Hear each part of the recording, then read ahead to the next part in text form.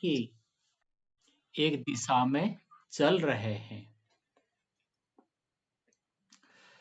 कल कुछ विषय हम लोग रखे थे कि कैसे परमात्मा हैं और उसमें एक सूत्र भी कहा गया था, क्लेश कर्म विपाक आशय अपरामृष्ट पुरुष विशेष ईश्वर है। जिस पुरुष विशेष को जो विशेष चेतन है, हम लोग भी चेतन हैं, परंतु विशेष चेतन उस पुरुष विशेष उनको ये चार चीज छू नहीं सकते, प्रभावित नहीं करते हैं, उनका होता ही नहीं। क्लेश कर्म विपाक और आशय, इसके ऊपर हम पूरा चर्चा किए थे। ये भी चर्चा कल हुई थी कि षड ऐश्वर्य की बारे शायद चर्चा हुई थी, 6 ऐश्वर्य की बारे। और उन 6 ऐश्वर्य का दूसरा नाम क्या है? भग है। उसके बारे बात हुई थी कि ये 6 भग जिसके पास है वो भगवान है। जैसे कि धन जिसके पास है धनवान है, गुण जिसके पास है गुणवान है, ऐसे ही ये 6 भग व 6 ऐश्वर्य जिसके पास है वो भगवान है। उसी हिसाब से भगवान श्री कृष्ण जी हैं, भगवान श्री राम जी हैं, हम पूजा भी करते हैं उनके। और फिर आज और एक सूत्र के बारे हम थोड़ा सा चर्चा रखेंगे। परमेश्वर के बारे, वही परम पुरुष के बारे, वही विशेष पुरुष के बारे ये भी सूचना दिया जा रहा है कि स एष पूर्वेषाम अपि गुरु कालेन अनवच्छेदात्। ये सूत्र भी आया है, करीब 5-10 दिन पहले आया है।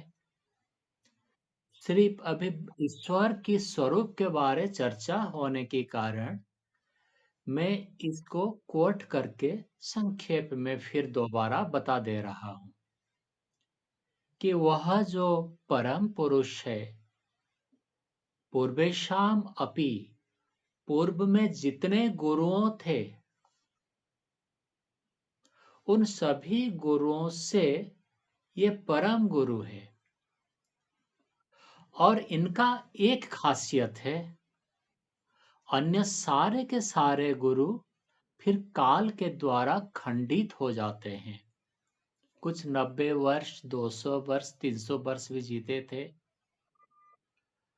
पर वही जो परम पुरुष है, वही परम गुरु, वो कभी काल के द्वारा खंडित नहीं होता। वो चलता रहता है, चलता रहता है, और उसके उस पावन वाणी को अन्य गुरुओं चलाते रहते हैं, खंडित होते हैं, फिर चलाते रहते हैं, फिर खंडित होते हैं काल के द्वारा।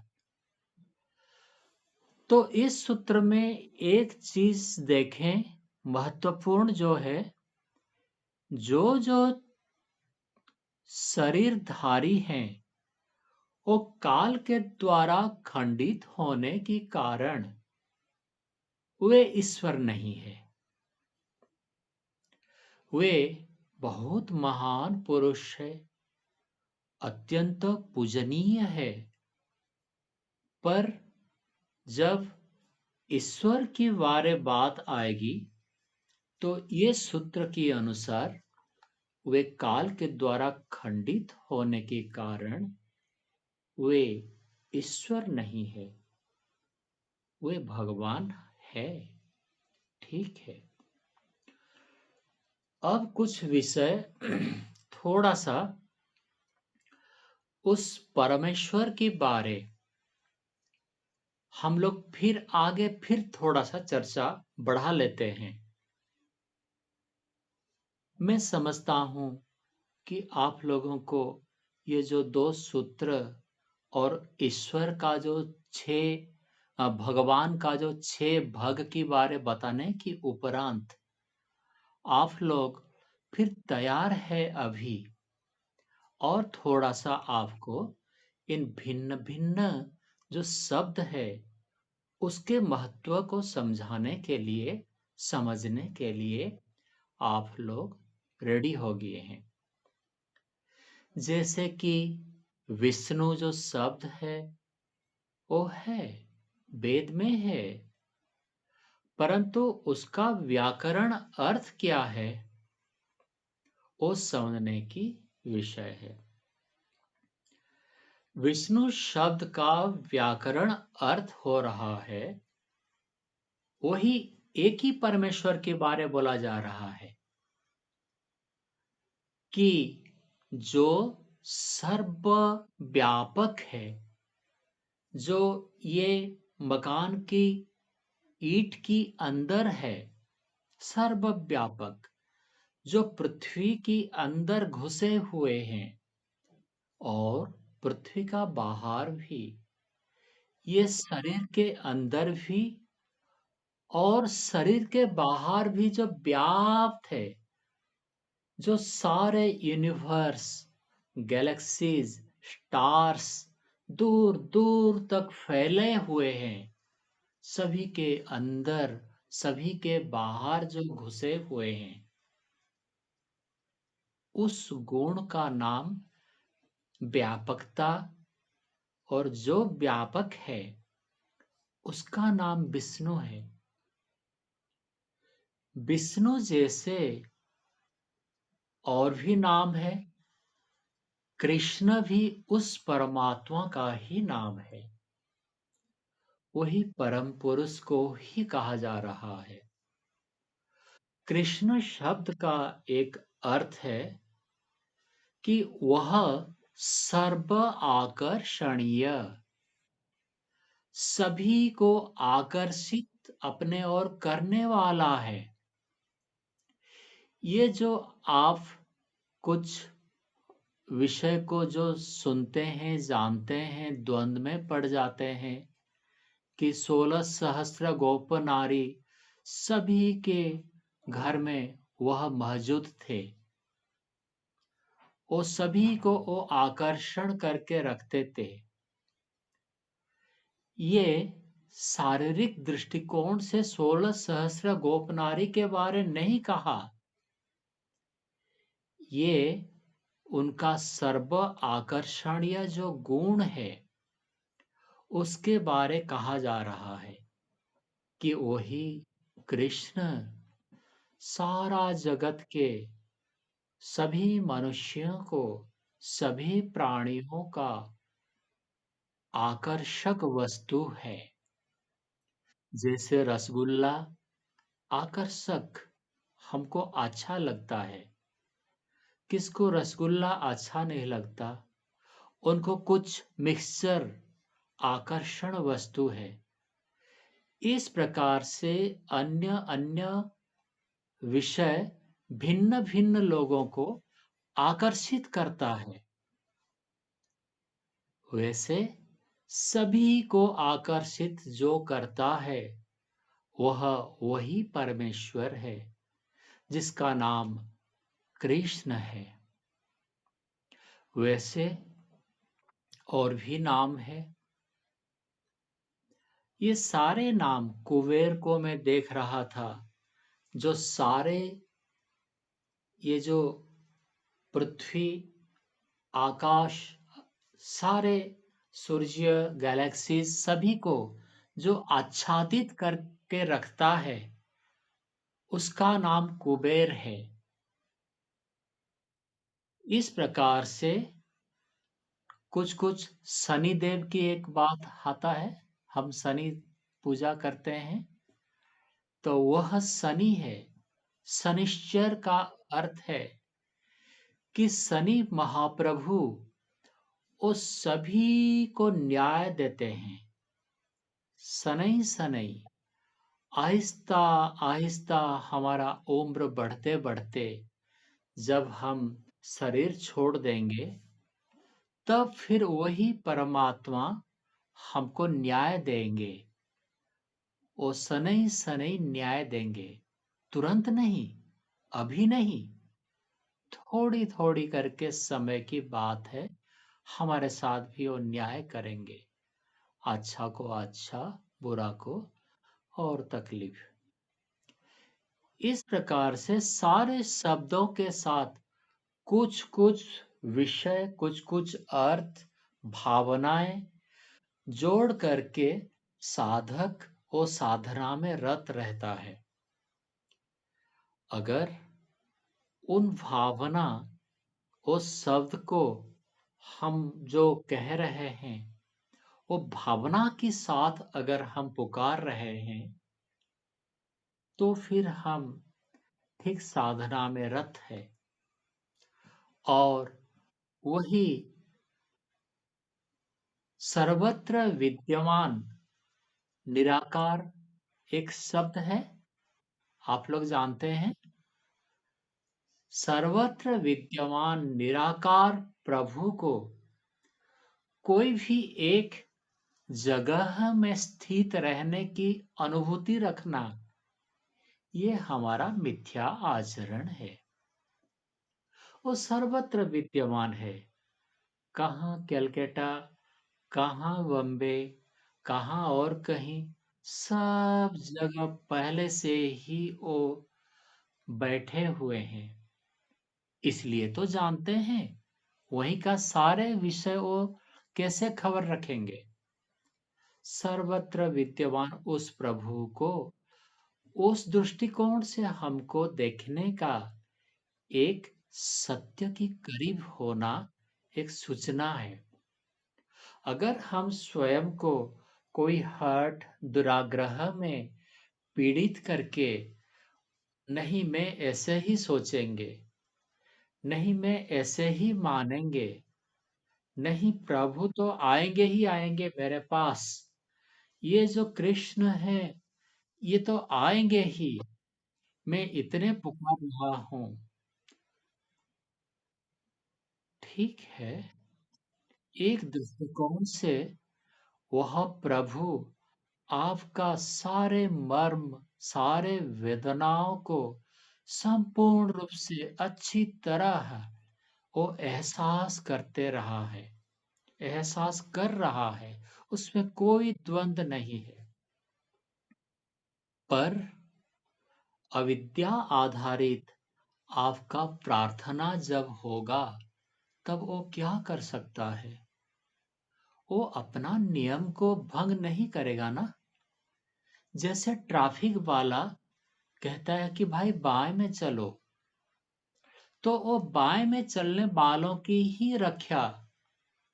कोई अगर दाएं में चलेंगे एक्सीडेंट होगा, तो फिर उन्हीं का जिम्मेदारी है।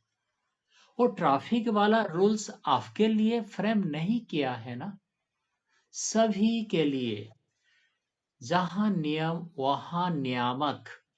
ऐसे ये जो प्रकृति का जो नियम चल रहा है,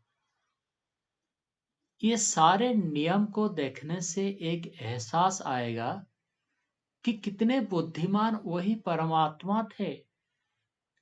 कितने नियम से ये सारी प्रकृति का क्रियाएं चल रहा है। पानी गर्म हो रहा है, पानी ऊपर जा रहा है, पानी ऊपर से ठंडा हो रहा है, पानी होके बरस रहा है, पर्वत से नीचे आ रहा है, पर्वत से ऊपर की ओर नहीं जा रहा है। कई हजार नियम, ग्रेविटी चाहिए पानी का नीचे करने के लिए, ग्रेविटी का उत्पन्न करना, ये सारे प्रकृति का नियम जब हम देखेंगे, तब वही महान परम पुरुष के बारे हम लोग का एक झलक थोड़ा-सा हो जाएगा, थोड़ा-सा, अधिक नहीं। और इतने महान, इतने विराट पुरुष को हम अगर कहेंगे कि नहीं, आप मेरे लिए अपना नियम तोड़ दो, वो नहीं तोड़ने जा रहा है, वो नहीं तोड़ेगा। जैसा वह है, वैसा भक्त को जानना मजबूरी है। भक्त गलत जाना है, वो और एक हिसाब से उनका चलेगा। उसके लिए परमात्मा ज़िम्मेदारी नहीं है। यहीं पर एक मैं उदाहरण दूँ कि ये सही-सही परमात्मा की शब्द प्रमाण से हम अनुभव करना, जानना क्यों ज़रूरी है? शब्द प्रमाण का अर्थ किताबों में जो लिखा है। मान लीजिए आपका जानकारी में यह है कि जो पुरी का मंदिर है, वो एक बहुत ऊँचे एक गम्बुज जैसा है। तो फिर उसके बाजू में और कुछ नहीं रहना चाहिए, एक खंभे जैसा एक है।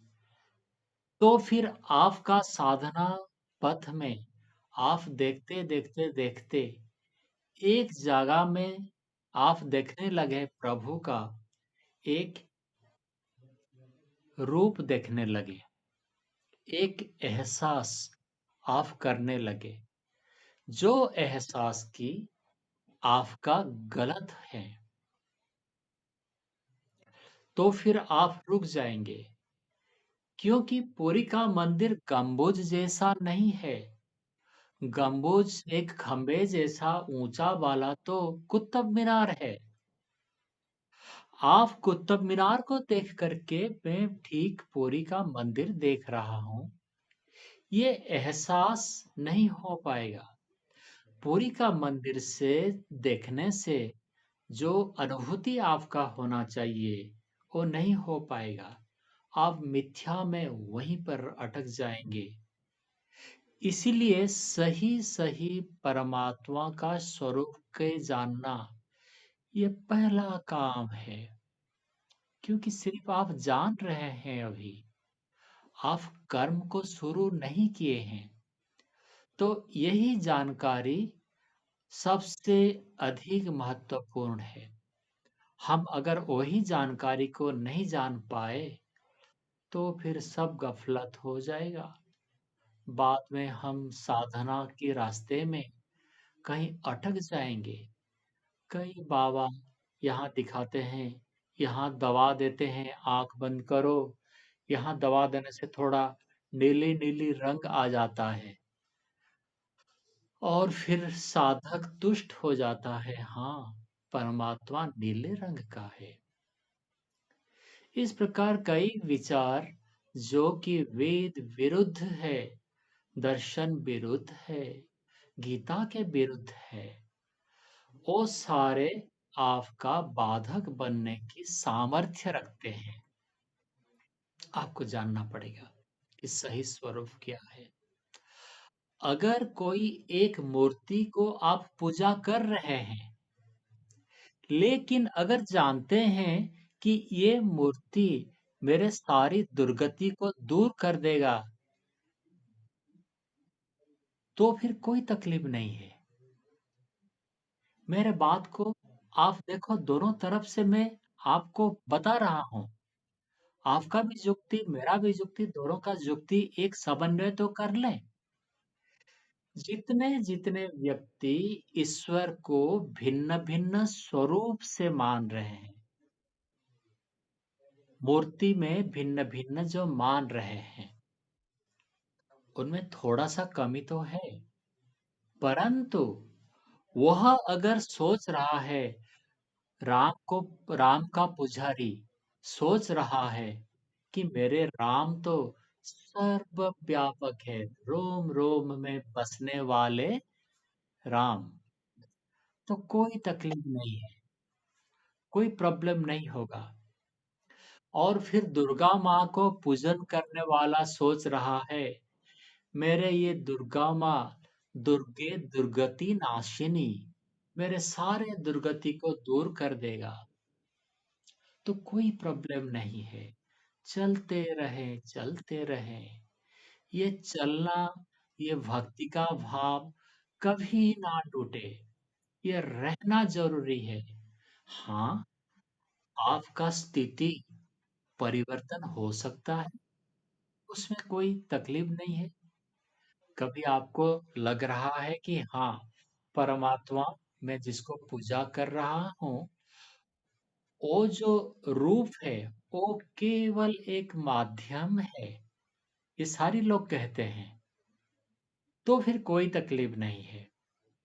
इस प्रकार से परमात्मा का जो फिजिकली हम रूप को ध्यान कर रहे हैं, उस ध्यान के पीछे उस रूप के साथ जुड़ा हुआ जो स्टोरी है, वह स्टोरी आपको काम कर जाएगा। क्यों?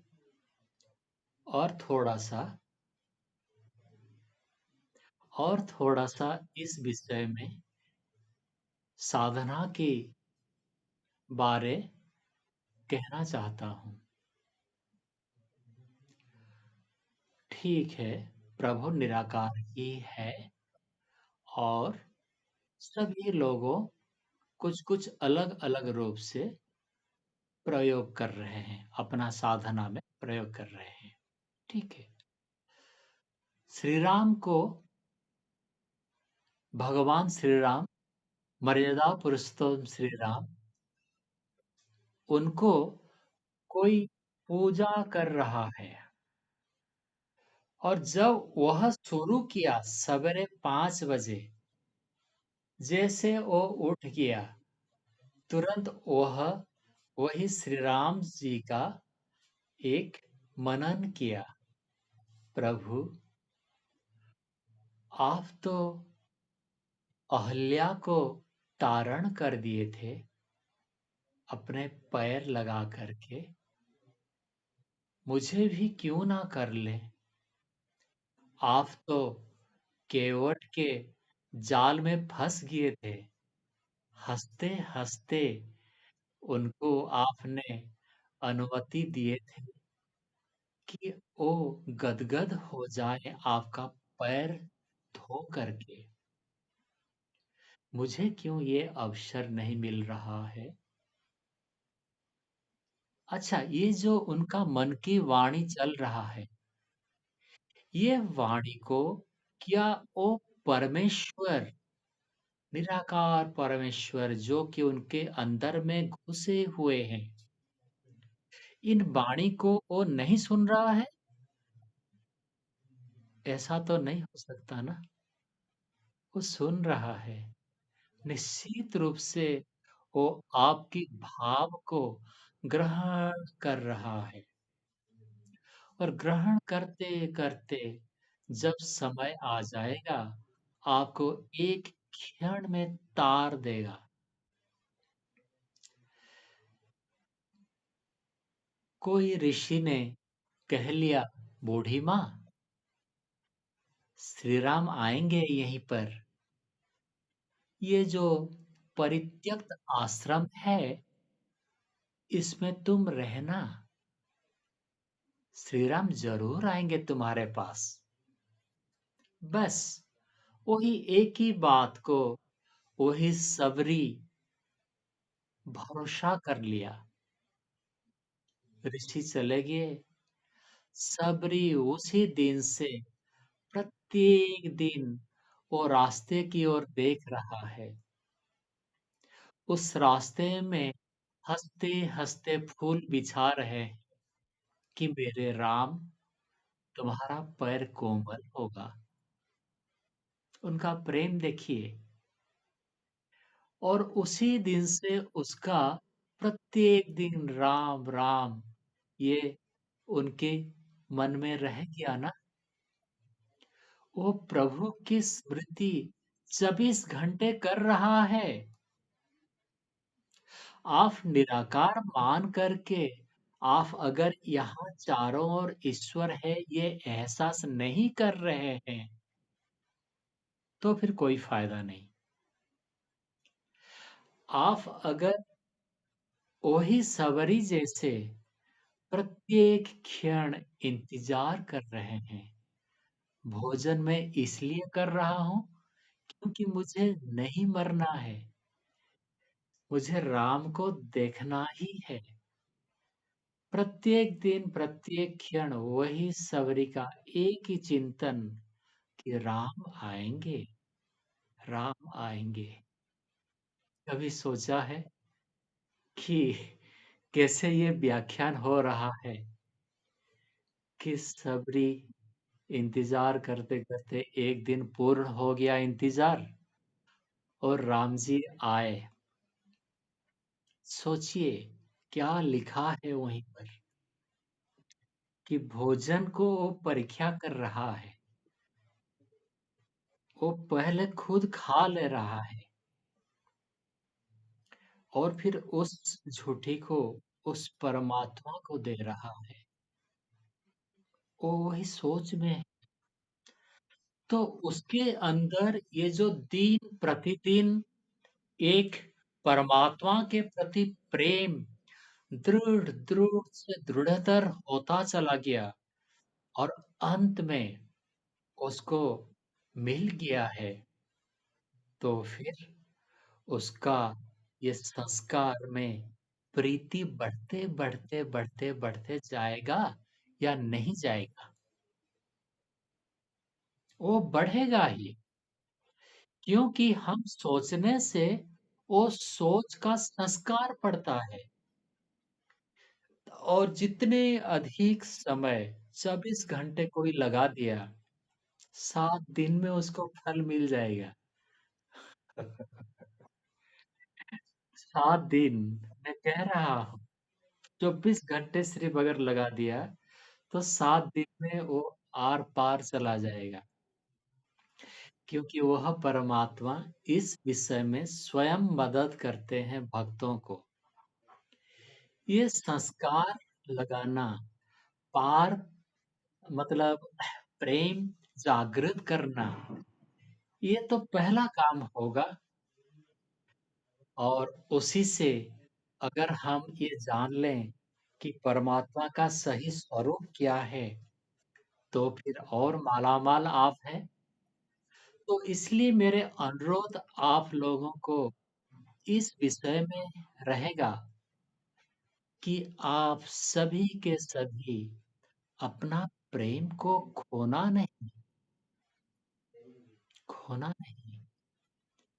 सच्चाई जैसा भी हो, आप प्रेमी हो ना, उस प्रेम को खोना नहीं, वही परमात्मा के पीछे लगे रहना और थोड़ा-थोड़ा करके शनैः-शनैः ये ज्ञान की धारा को थोड़ा-थोड़ा चिंतन करते रहना, तो काम निश्चित रूप से बन जाएगा। परमात्मा का स्वरूप को तो मैंने बता दिया, थोड़ा आपको कड़वा लगा होगा, तो फिर मेरा और उपाय नहीं था, थोड़ा गुड़ भी लिपटना पड़ेगा। इस प्रकार से हमारा ये सत्संग चलेगा और अब फिर वही परम पुरुष को मन में रखते हुए, प्रेम को उजागर करके उनको एक बार लंबे स्वर से बुलाएँगे शांति पाठ के लिए। ओम